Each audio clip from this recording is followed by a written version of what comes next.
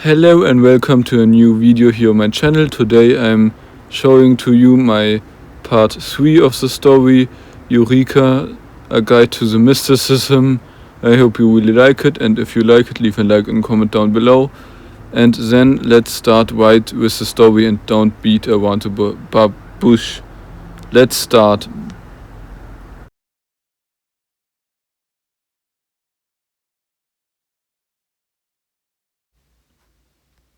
I'm here for something else too. I'm glad you're all right, Myra, but there's something important. I don't quite know how to put it. Our world is utterly different from what we both thought, Theodore says in a tone that makes clear he means this. Silence falls between them as Myra stares toward the chandelier's cover and drifts into thought. She looks pensive for a second, then turns back to her brother and nods. Yes, I vaguely remember the old legends about the mysticism, about the spiritualities and the gods, Myra answers, a slight questioning expression on her face. Exactly those stories. There's more to them than mere legend. I came to warn you a little.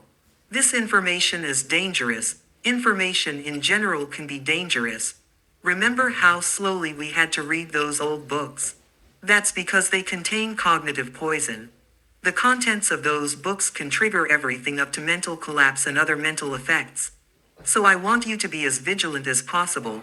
If you feel your thinking or your interests changing suddenly, stop whatever you're doing immediately and find out if the change comes from mental damage or cognitive poisoning, Theodore says in that fraternal tone that leaves no doubt he's speaking for her sake, even if the specifics aren't clear. So you're telling me knowledge itself can be poisonous? Okay, that explains why we had to read those legends so slowly. But why tell me this now? There must have been a reason the old man didn't want us to know, Myra asks, leaning forward over the small table between them and raising an eyebrow. The balcony isn't large, but the smell of fresh air and the feel of sun on her skin, with the wind, are freeing. I expected a different reaction. The reason I want to tell you this is simple. You were involved in a mystical incident. If you don't know what happened, you can very easily be in danger. I couldn't forgive myself if grandfather's foolishness kept you from reacting correctly in a dangerous situation. It's not my place to decide your future, and whether you enter the world of the mysticism is up to you. But I want you to at least know what to watch for, because otherwise it's too risky for me. And I couldn't forgive myself, as I said. The details, though, I can't just explain outright, because the things I would have to tell you are precisely that toxic knowledge. That's why you need to read this book, Theodore says, carefully producing a purple-bound volume from his trench coat and setting it on the table between them. This book is a mystical object. It has very few properties, but it's extremely valuable and it belongs to a spirituality almost vanished from this world. Beyond a few ruins there's barely any trace left. So I'm telling you, it's very, very valuable. I only obtained it by chance and didn't realize its value for a long time. With my help and that of a friend, the object has become stronger. It really has just one primary function. It neutralizes cognitive poison for whoever it recognizes as its owner. And I have a very strong feeling it will recognize you as its owner, Theodore says. A few seconds of silence pass as Myra looks at the book and lets the importance sink in. If her brother says it's valuable, she assumes he's right. Even though the book is handsome with gilt edges and golden lettering, to her it is still, at first glance, only a book. If my brother hadn't told me it's a mystical artifact, something paranormal, I might have walked right into a trap. I can't sense any energy fluctuations. To me it just looks like a normal book, Myra thinks as she reaches out toward the cover, keeping an eye on her brother because if this were risky he'd stop her. What am I thinking? Her brother would stop her from doing anything that could seriously harm her, but he wouldn't protect her from small, useful pain, a burn, a smashed thumb, or a hammer blow. He follows the idea that small injuries are learning experiences. Still, at least he's her brother, Myra thinks, oddly comforted that he hasn't noticed anything strange in her behavior. On the other hand, that's also a convenient excuse for trauma, because this isn't one of those bad reincarnation stories where one soul completely overwrites the other. The behavior isn't blatantly suspicious. When her hand touches the book's cover, it feels briefly as if the volume were alive, as if something inside moved. But aside from that subtle living quality, nothing about the book outwardly screams the mystical. What kind of book is this and what exactly does it do? Myra asks in the calm, steady voice that now unnerves Theodore. This is not the same sister he knew a year or even 6 months ago. My sister wasn't this composed, Theodore thinks. She wouldn't calmly consider a book. She'd snatch it up and flip through it wildly. She used to be more scatterbrained and dreamy, though she was one of the brightest students, still is, probably. But that dreaminess is gone. The shock of what happened changed her. I'm no psychologist, and I can't find any trace of known manipulations on her. And cognitive poison would leave marks. Man, that spiritual cleaning bled my pockets dry, he thinks. The book's primary effect is simple. Anything written inside it contains no cognitive poison. Whatever is inscribed onto its pages won't carry that toxic knowledge. And it oddly has more pages than its size would suggest. Frankly, I'm not 100% sure of all its properties beyond the fact that it doesn't negatively affect its owner. It seems semi-sentient, as it must choose an owner itself. I have a very good feeling you'll be the owner. Just open it and we'll see, Theodore says with confidence, which seems to be enough to encourage Myra to unfold the book. As Myra's eyes move across the first pages, she glances up at Theodore. Seriously, how did you come up with such a brilliant title? A Guide to the Mysticism, she asks. What can I say? I had the book a long time and could think of no better title. That's exactly what it is. A guide to the spiritual, a summary of my knowledge about the fundamentals, Theodore replies, gesturing for her to continue reading. Myra's mismatched eyes gleam with interest as they sweep the first page. It's written in Theodore's crisp, elegant hand, in that dark green ink he likes, and the opening page simply introduces the 6 basic spiritualities and their characteristics, along with the kinds of sects or government bodies that tend to work with mysticism. Okay, so there are these 6 different spiritualities: veil, balance, dominion, and then that nearly extinct revelation spirituality. It's barely mentioned and it's unclear what happened to revelation. Then there are the other 2 opposites, delirium and starlight, Helios. Am I understanding that right? Are they always paired as opposites? Myra asks, curiosity in her voice and an indefinable light in her 2 different eyes. That's correct. There are 6 spiritualities, and they can be paired as opposites, just as you said. Dominion and balance form a pair, red and green. Dominion stands for red, the drive to grow, the survival instinct of animals. This spirituality is basically about life, Theodore replies.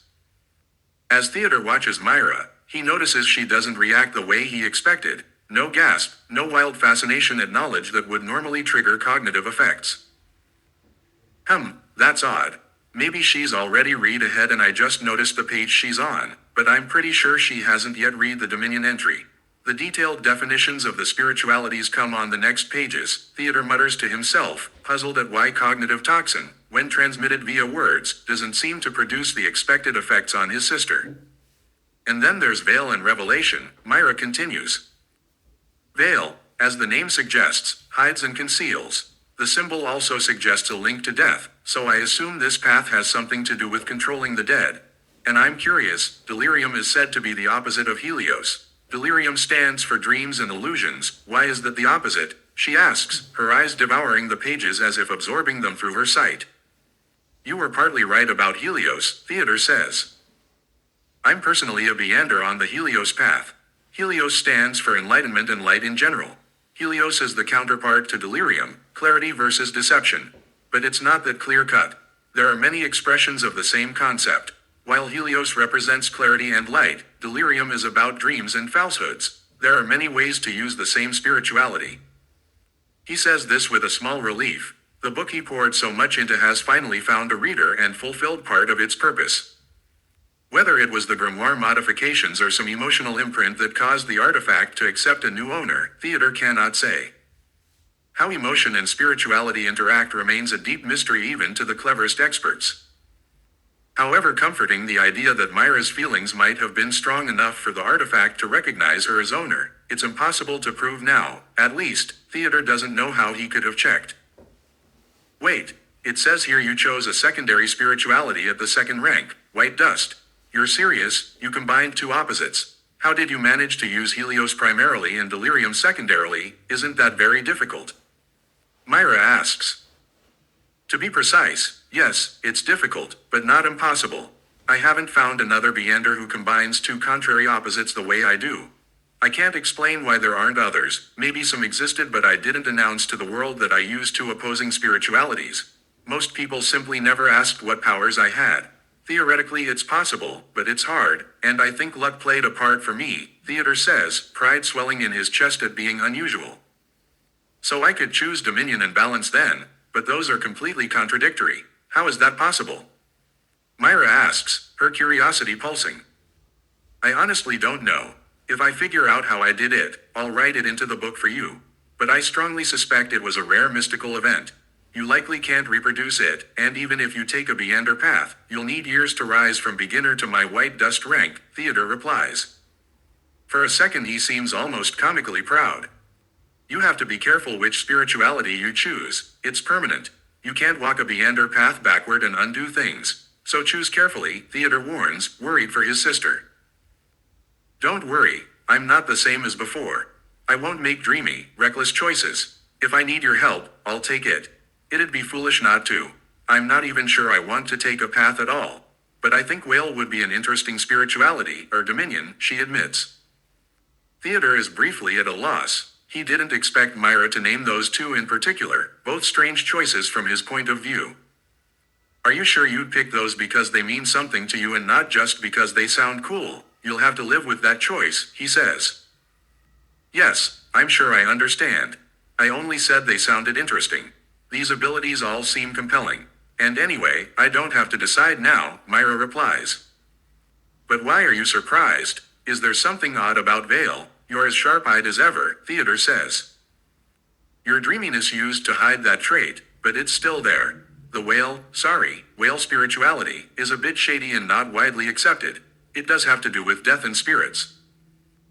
Okay, but what's wrong with that? Everyone dies eventually, and controlling the dead doesn't automatically corrupt someone. Having power over the dead shouldn't change a person's mind. I won't turn evil because I control the dead or because others call me evil, Myra says, looking up from the book. You're right that spiritualities don't inherently change someone's moral compass. No Beander I've heard of became good or evil just by using their powers. It's always linked to the psyche or to cognitive toxins if those dangers are ignored. That's what gets people, not the spiritualities themselves. Spiritualities don't sit on your shoulder whispering. They're not sentient, though legends often demonize them. But yes, good and evil are complicated, Theodore answers, uneasy about where the conversation is headed. What's interesting is how combinations with a secondary spirituality can change effects. Helios with secondary dominion increases physical strength, speed, and cognitive quickness, and it shifts concepts like purity and enlightenment toward healing and self-healing. You wrote it's not entirely clear. Are you unsure what that means? Myra asks, nudging the book aside to study her brother. It's hard to say. Information doesn't circulate freely here. Many details are toxic. That's why I couldn't collect as much as I wanted about secondary spiritualities. What I do know is that Dominion is probably the most well-documented secondary spirituality, and, again, information about these paths often contains cognitive toxins. I could try to write it down so you could read it without being poisoned, but I don't have full knowledge. I hadn't planned to show you the book today. I meant to at some point, but then the caravan, the coach line you were on, was attacked. Honestly, cognitive toxins are a nuisance. I don't want to harm you, so I'll have to write carefully, Theodore explains, nearly exasperated.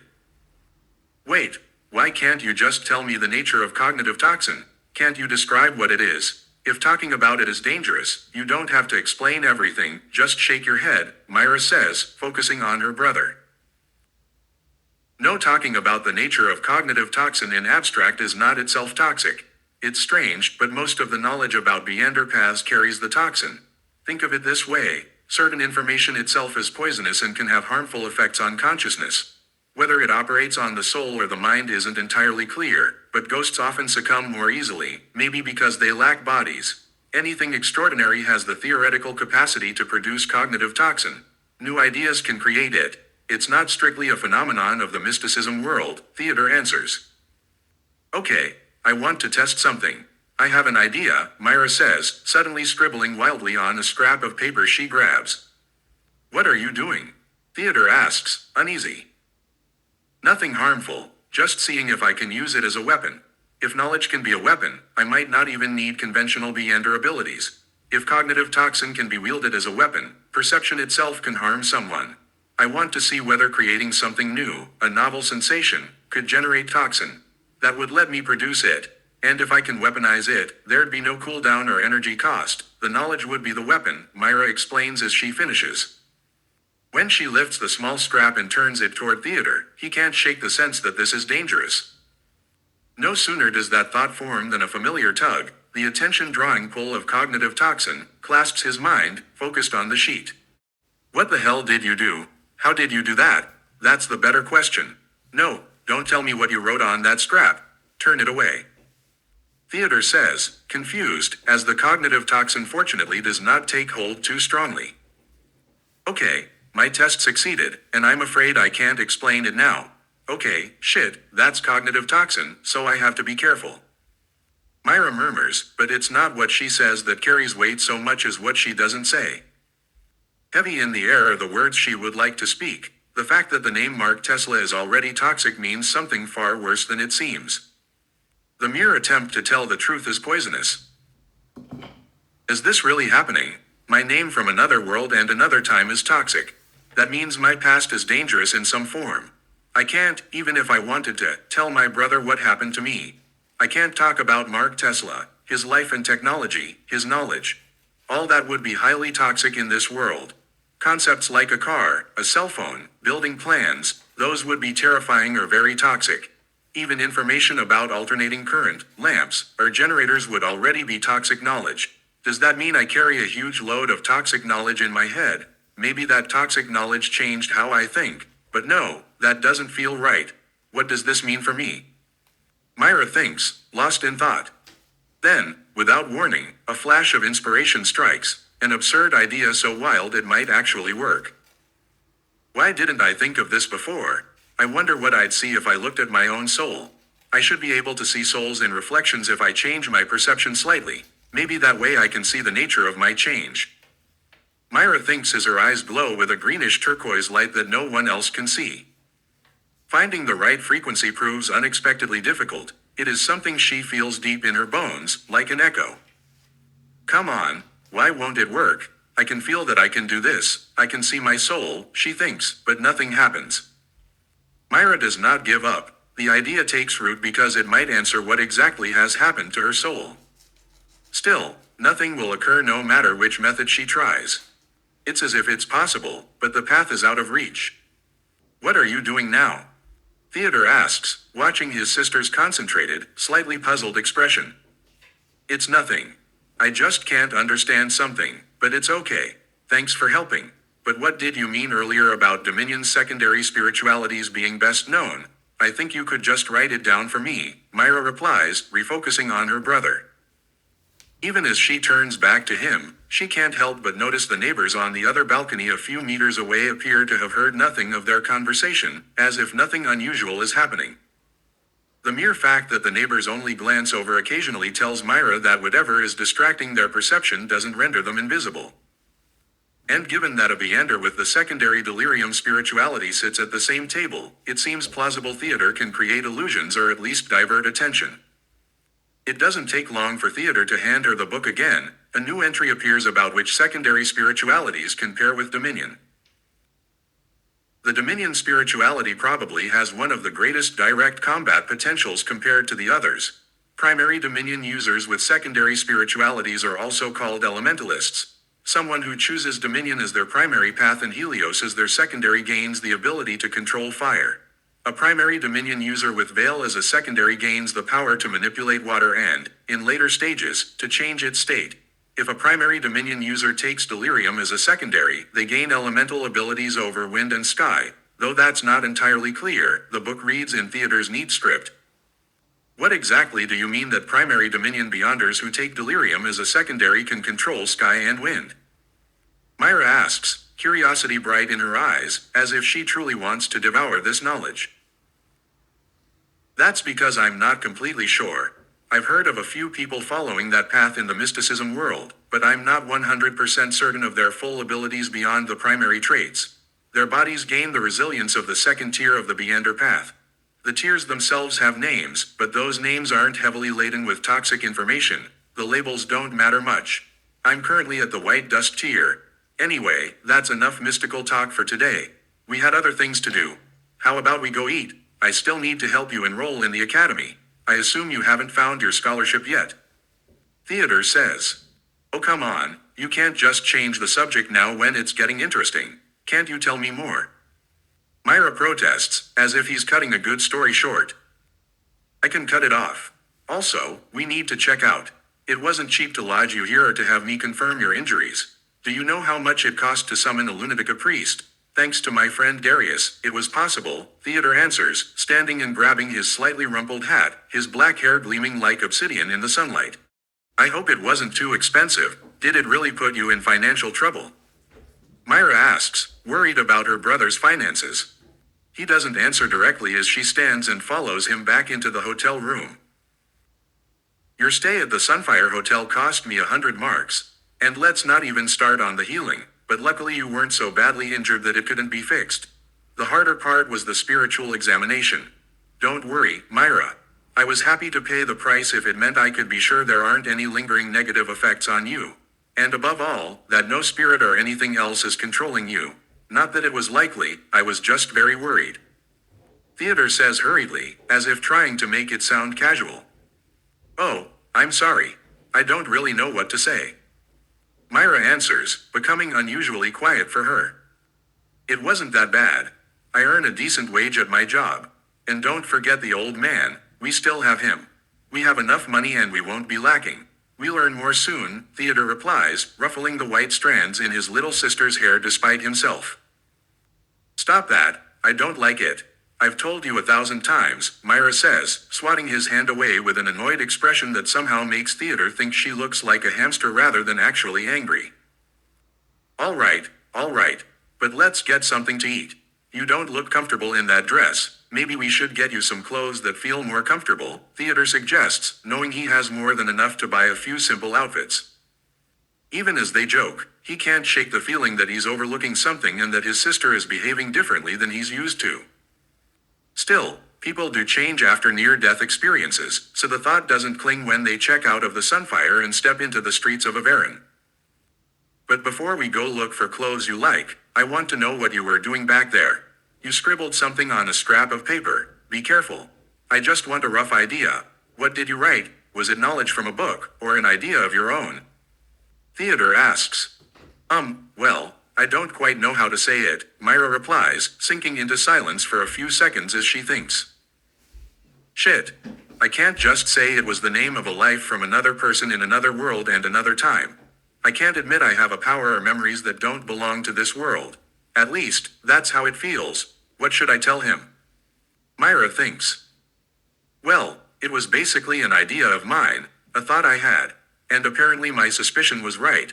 Completely revolutionary ideas I come up with can be used as toxic knowledge and as weapons. It seemed like an important experiment at the time, but it's not that important.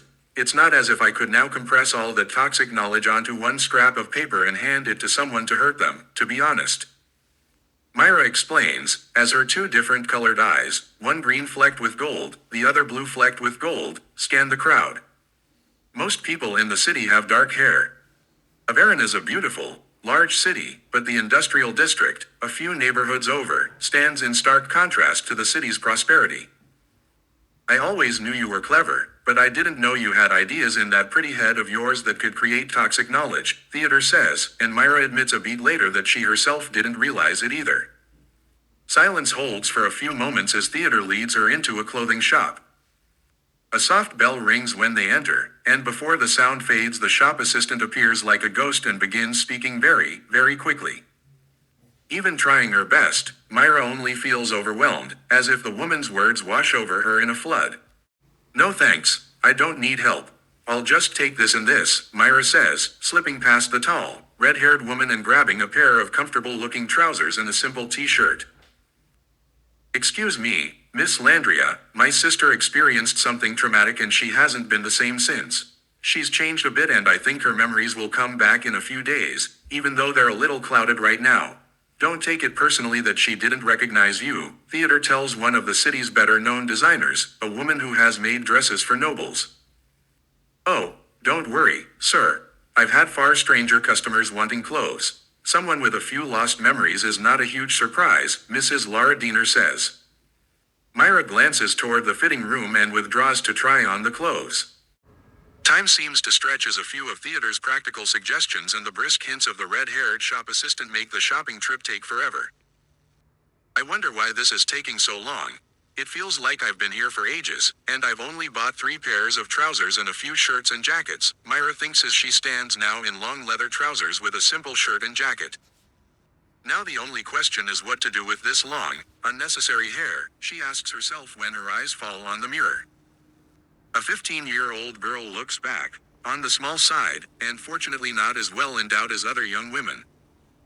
In Myra's eyes, being unremarkable is a blessing, being too pretty brings trouble, and running fast is a lot harder with a heavy chest. In that respect it's practical to be less conspicuous. It's also an advantage because it's not difficult to pass as a boy.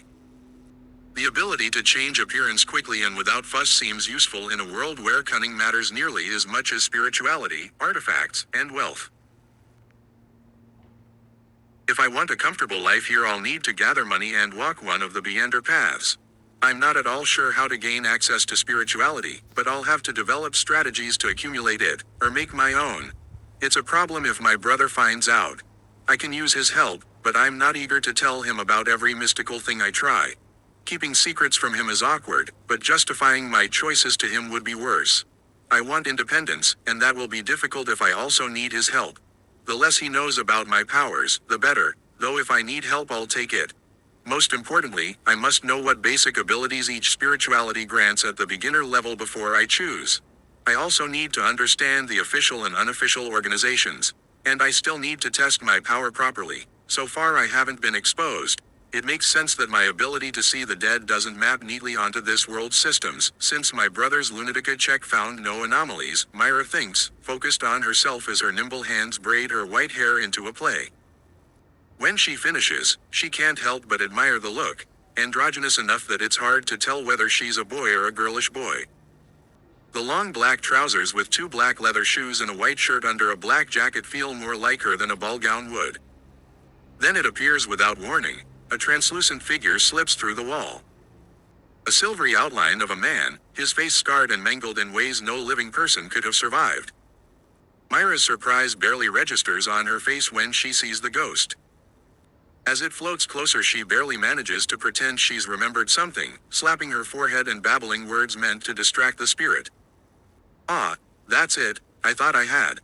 Myra mumbles, forcing herself to focus on her heartbeat and on her power. I mustn't show that I can see this spirit, and I have to act like everything is fine. I can't tell my brother or we'll be exposed. I just hope this spirit will leave soon. I can't do anything. She thinks as she stares into the spirit's empty eye sockets. Looking straight through it is a choice between the lesser and greater evils. She could switch off spirit sight, but then she wouldn't know what the ghost says or does. It might notice something odd and pass it on. Wait, spirits are more susceptible to cognitive toxin. That's an option. If I can influence the ghost with cognitive toxin. The idea takes root. It's risky, but if something feels off she can always tell Theodore. So Myra begins to hum the saddest songs she remembers from the other life. The ghost wavers, its outline seems to flicker and then it draws closer. The humming works surprisingly well, but it's not enough toxin. Even after 2 minutes of humming various alien tunes while she fusses over her clothes like someone obsessed with perfection, the spirit still trembles but does not dissolve. I think I need stronger measures, Myra thinks, and starts telling a thin fictional tale aloud. something that could be taken as fantasy, nearly as if she were testing whether invented stories produce an effect. Yes, yes, and then the Demon King tried to steal the hero's power. She invents, narrating loudly enough to be heard but casually enough to sound like a child's story. The story about the greatest villain, the queen of the new chaos vampires who steals other people's powers, makes the spirit blur and shiver as if something were attacking it from within. Then the ghost hesitates and turns, drifting back toward the wall. No, I can't let this spirit leave. If it says something about me, it'll be bad. What do I do? Myra thinks, and an idea comes that she's never tried. A lightning-fast movement seizes the ghost, and the world seems to slow as if time itself has thickened. A spark jumps from the ghost to her hand, something that, by all logic, shouldn't be graspable.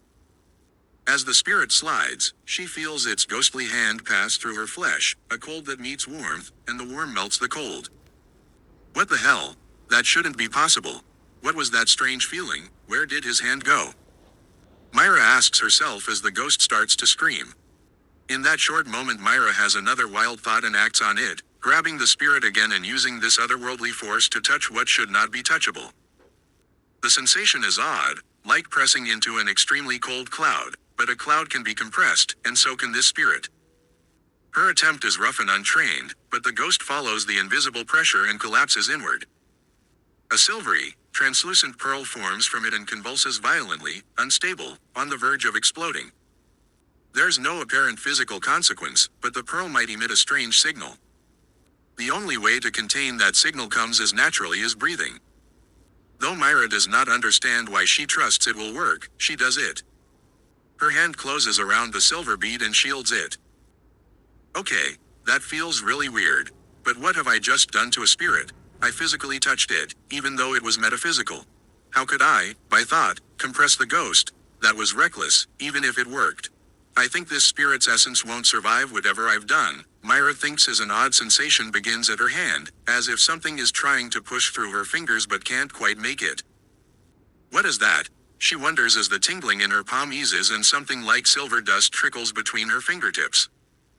It feels almost like the energy you'd see when powers are used in Mark Tesla's world, yet utterly different. The residue partly sinks into her skin.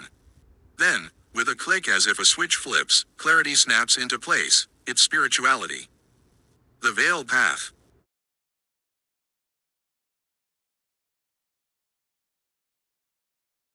Thank you for your attention. That's it for today. I hope you really liked it. This was part 3 of the story, Eureka, a guide to the mysticism.